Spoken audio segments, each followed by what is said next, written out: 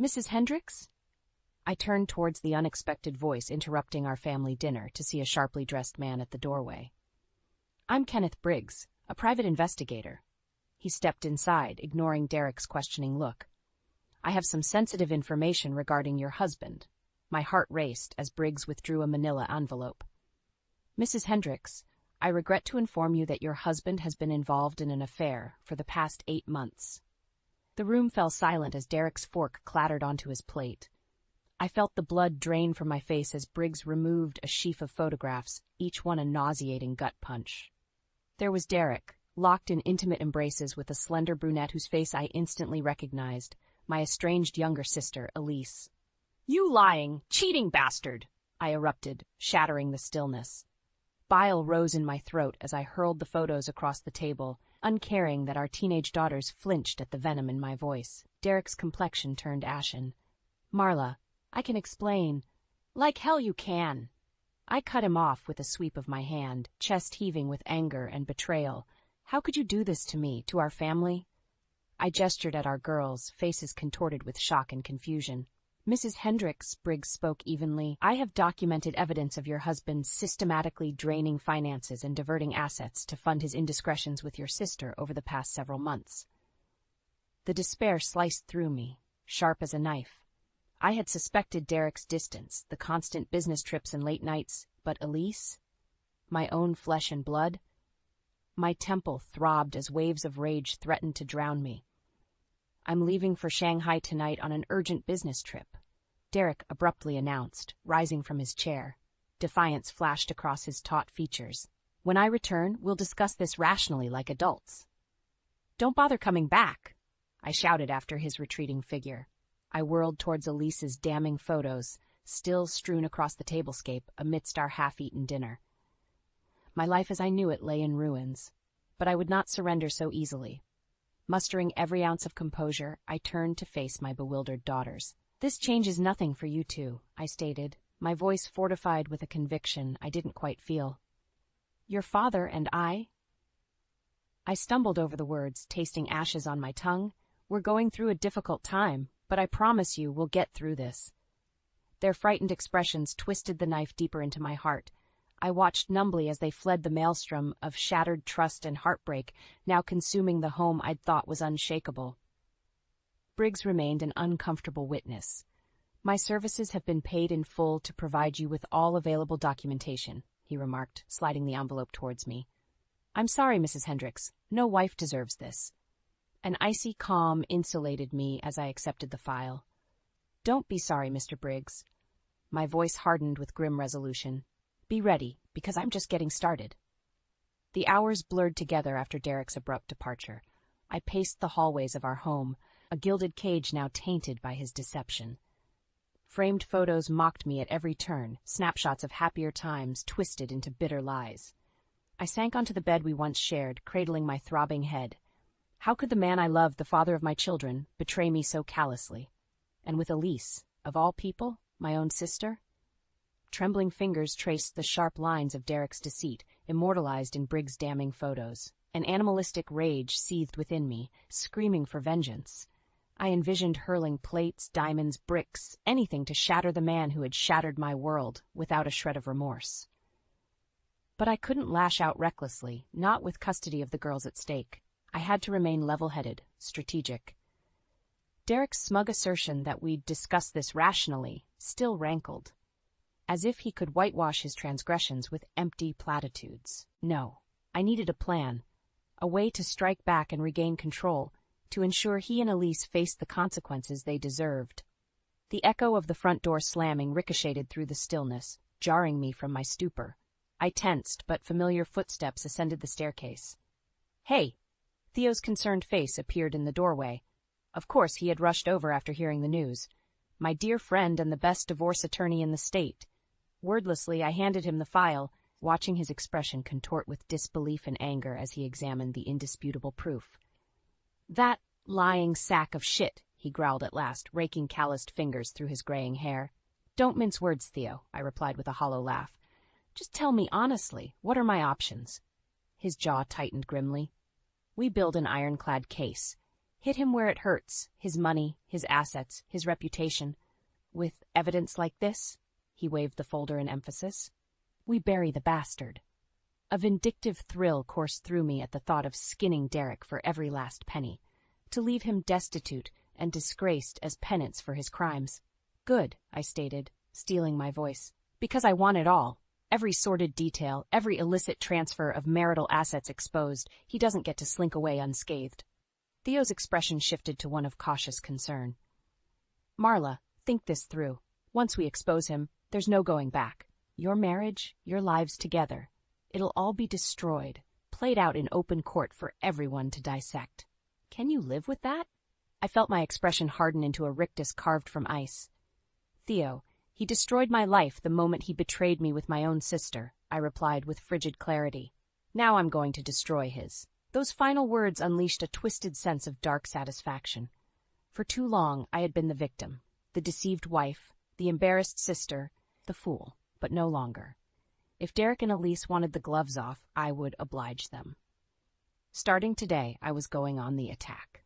The next few days passed in a whirlwind of grim determination. On Theo's advice, I began methodically collecting evidence to solidify my case against Derek and Elise. When the private investigator's report confirmed my worst fears that Derek had been systemically siphoning money and assets to fund his tawdry affair, a cold fury insulated me. I felt icy detachment transcend the devastating anguish of his betrayal. First, I discreetly transferred the contents of our joint accounts to a new one under my name alone, ensuring Derek would be unable to drain our finances further. The numbers swam before my eyes, each pilfered figure another twist of the knife in my gut. Next came compiling the paperwork. Copies of bank statements, unexplained expenditures, mortgage transfers, all blatantly suspicious. Theo assured me we had more than enough to decimate Derek's falsely cultivated facade of martial bliss and business success. We also need to figure out your living situation, he advised during one late-night strategy session, the shadows accentuating his frown lines. If you stay in the house, it just gives Derek's lawyers more ammunition to claim you condoned his actions. I worried my bottom lip, reluctant to uproot our daughters' lives any more than necessary. But Theo made a fair point. Any delay could jeopardize my custody claim. Surprising even myself, I found the answer immediately. My friend Lena?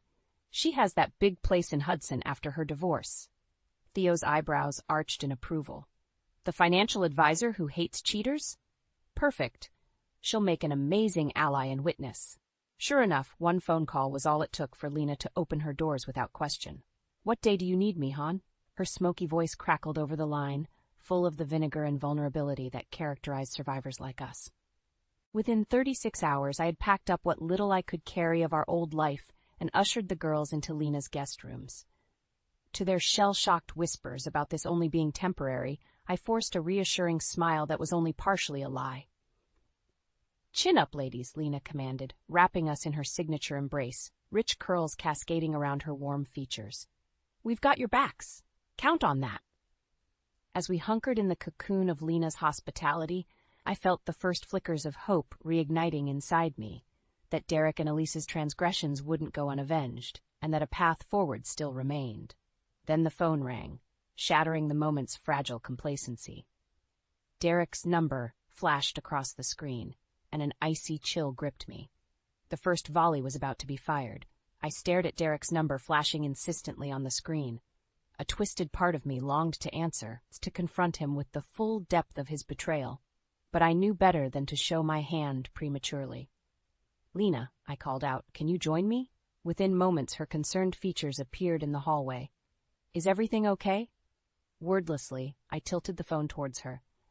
Understanding flickered across her expression as Derek's number buzzed again. Want me to take this? I nodded gratefully.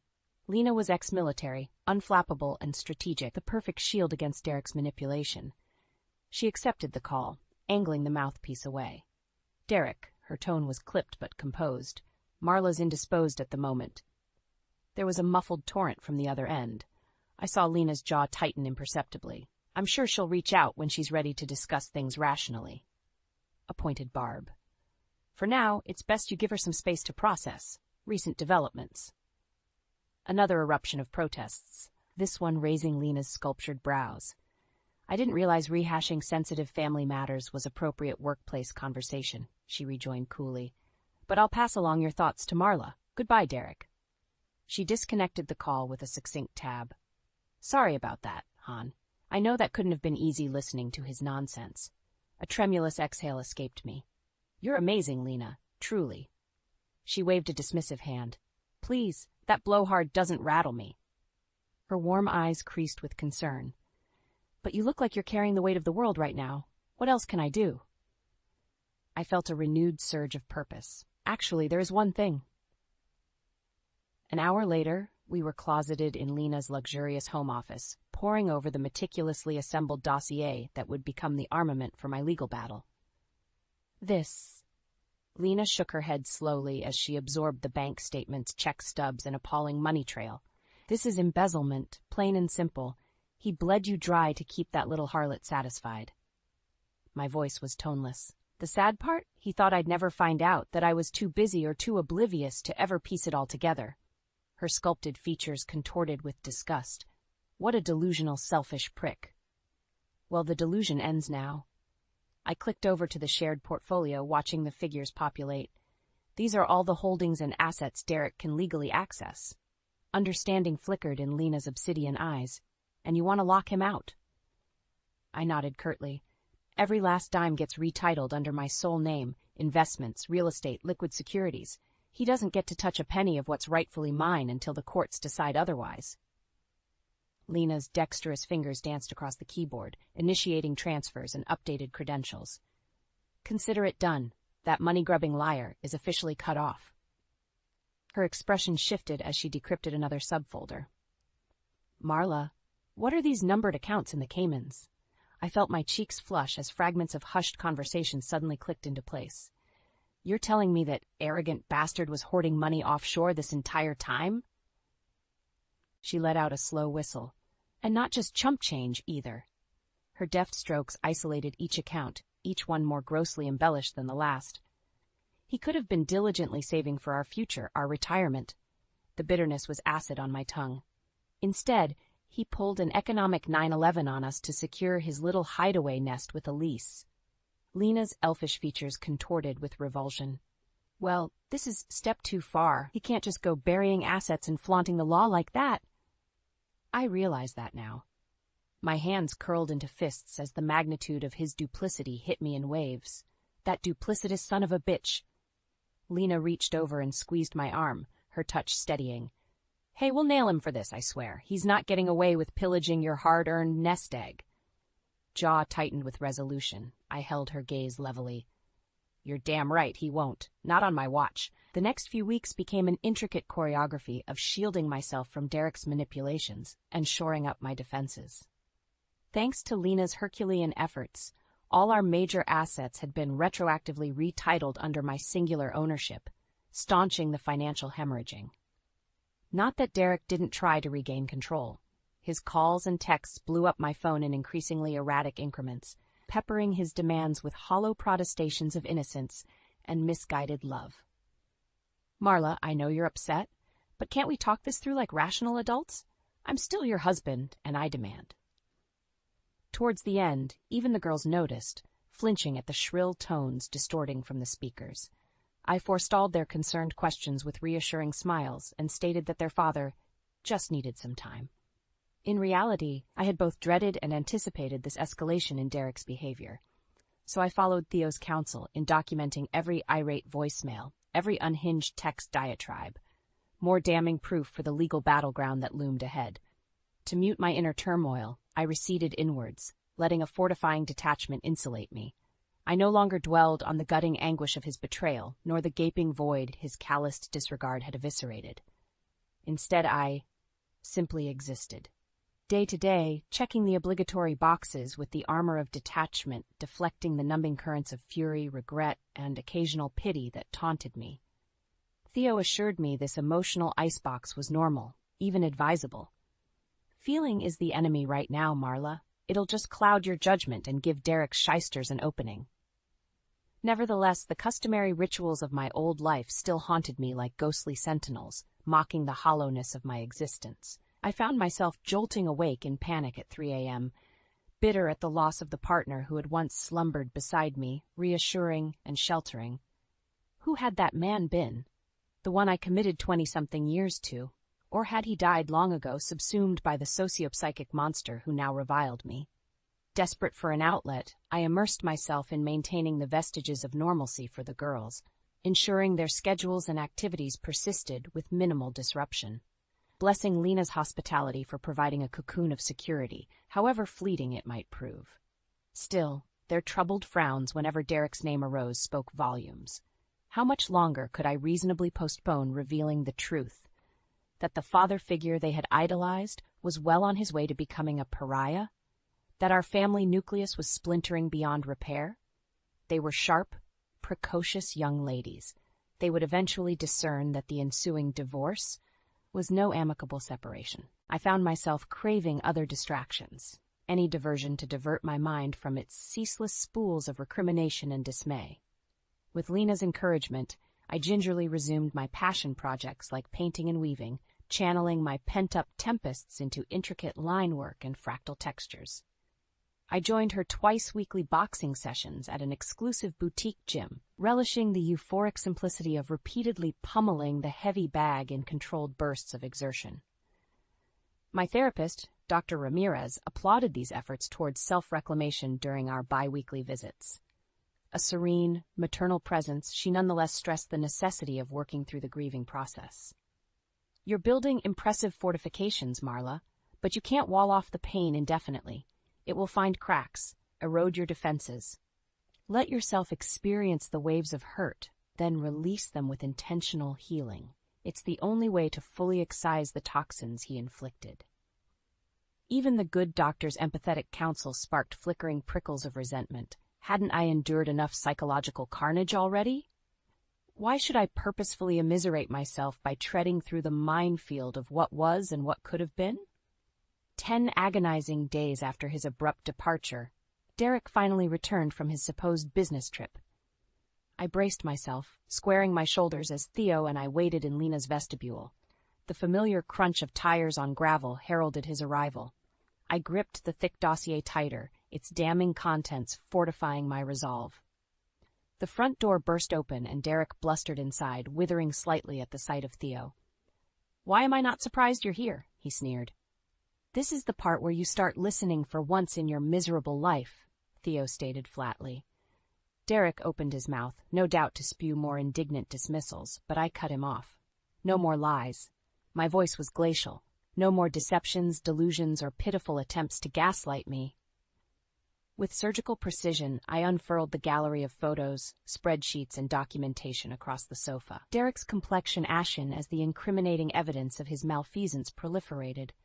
"Not only have you been serially unfaithful," I heard my tone acquire a razor's edge, "but you've been slowly looting our accounts, pillaging our assets to fund your sad little tryst with my sister." His Adam's apple bobbed rapidly as panic crept into his expression. "Marla, I can explain ever. Save your rationalizations. They're meaningless at this point." I shoved aside his grasping hands, the paper seeming to sear his fingertips. "Your signature is on every bank draft, every wire transfer, every unauthorized disbursement of funds, plain as day." Derek's facade finally cracked, ugliness twisting his features. "So that's it, then? A few indiscretions, and you're burning everything to the ground? Our marriage, my career, our family legacy?" "Your indiscretions have already detonated our family," I exploded, infusing every ounce of scorn and disgust into the words. "I don't recognize the pathetic bastard standing before me anymore." "You self-righteous bitch," he erupted with a sudden primal fury that made Theo tense instinctively. "You think you can publicly flog me like some criminal without consequences?" My answering smile was as frigid as Antarctic ice. "I relish those consequences, Derek, because in the end, you'll be broke, alone, and utterly disgraced. A shunned, soiled nothing, while I walk away from the ashes." Chin jutting in a final petulant display of contempt, he turned on his heel and stormed out. But even his exaggerated bluster couldn't disguise the dawning horror on his face. He knew he was cornered, outmaneuvered. Checkmate. That night, even my dreams offered no sanctuary. I found myself crying hot, angry tears, not from sorrow, but from a place of visceral rage that this utter waste of a man had dared to betray me so profoundly, to squander every ounce of goodwill, trust, and commitment I'd so foolishly vested in him. But the tears were also cathartic, lancing years of pent-up disillusionment and deception. As the howling echoes of Derek's classically juvenile tantrums faded, a steely resolve cemented within me. No more would I be the victim, the pretty little ornament masking the rot festering beneath. From this point forward, I would be the vengeful architect of his self-destruction, and every psychological dagger, every precisely calibrated legal maneuver would serve as the instruments of that exquisite retribution.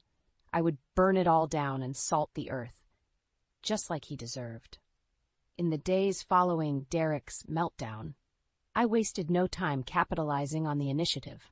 Utilizing my collated evidence, I filed for an at-fault divorce on grounds of adultery, abandonment, and the unauthorized dissipation of marital assets. While part of me recoiled at the prospect of airing our imploded marriage's dirty laundry in open court, another part recognized the strategic value. By striking first with an overwhelming offense, I seized control of the narrative while blindsiding Derek. "He'll be scrambling to build a defense on multiple fronts," Theo assured me, typically unflappable demeanor, betraying a hint of dark satisfaction. "Let's see him lawyer up to counter all these interlocking claims." True to form, Derek soon found himself engulfed under an avalanche of damaging disclosures. The paternity allegations alone were enough to decimate what remained of his professional reputation. Coupled with the fraud and asset disclosures, they cemented his status as a radioactive pariah. By leveraging my carefully assembled documentation and testimony, my legal team constructed an inescapable cage of consequences. Surveillance evidence placed him at hotels and rendezvous spots, often withdrawing substantial cash amounts just beforehand.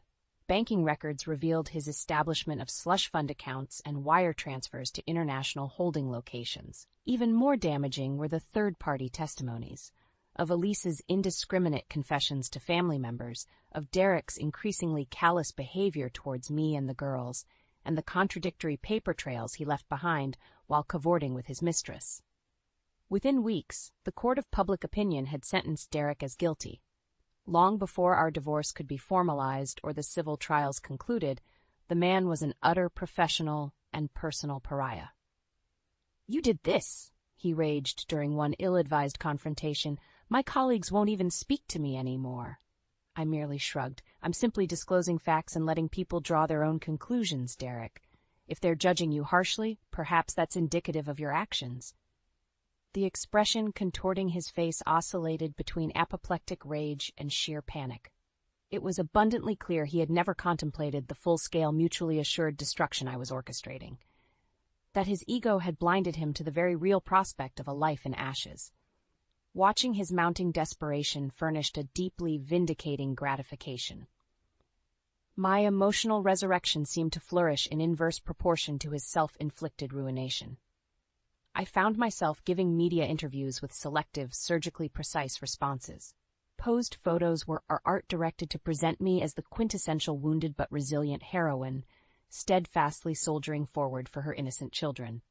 Conversely, every interaction and court appearance saw Derek further unraveling into an erratic, sullen caricature of the urbane success he once feigned.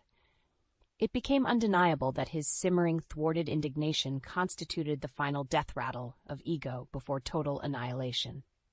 For any residual pity I might have felt for the man rapidly dissipated.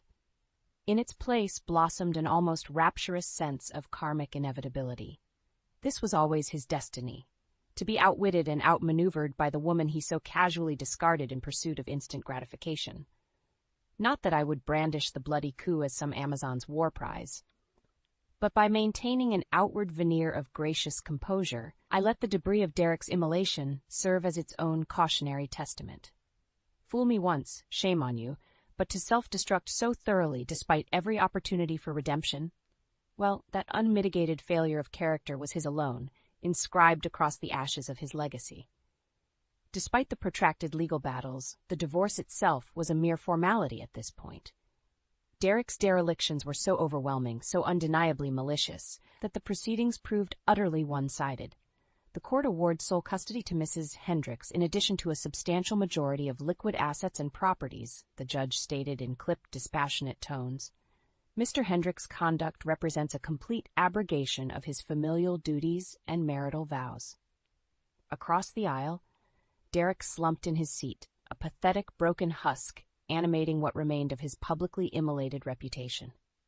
Gone were the immaculate suits and assured airs. He sat there, hollowed and ashen in discarded clothes, reeking of whiskey and sleepless nights. His eyes remained downcast, unable to meet my unflinching gaze. As the gavel declared the marriage officially dissolved, I felt an unfamiliar pang reverberate through me. Not sorrow or regret, those indulgences were distant memories. No, this was the exhilarating release of a burden, shackles tough to the soul being struck off with a stark finality. Theo clasped my shoulder, his calloused grip anchoring me back to the moment. "It's done," he murmured with a barely perceptible nod. "He got everything he deserved." My smile was equally understated yet serene. No, he got far less than that. In the hellish months that followed, Derek's descent charted a tragicomic freefall. Once an upwardly mobile banking executive, his professional pedigree mutated into permanent radioactive toxicity. Every job opportunity disintegrated as cagey references shared the cautionary chronicle of his philandering, misogyny, and white-collar embezzlement. Even his closest business associates distanced themselves, justifiably wary of being tainted by association with such a comprehensive implosion. From that inferno emerged my total legal and moral vindication. But more importantly, it heralded an emancipation from the shattered dreams and profound delusions that had anchored me to that wretched man for so long. The assets I had wrenched from Derek's grasp furnished me a revitalizing new lease on life. Within 6 months, I had liquidated our marital residence and invested in a sleek, elevated townhome in a more vibrant, re-energized area of the city, closer to the girls' schools and extracurriculars. No longer shrouded in spatial mementos of trauma and despair, I found myself blossoming back into my truest self. Career opportunities that had stagnated during my marriage rekindled with fresh fire. Artist collectives and nonprofits welcomed my talents with open arms. Even the girls seemed to thrive in this regenerative environment. The pinched, haunted wariness that had clouded their expressions steadily lifted.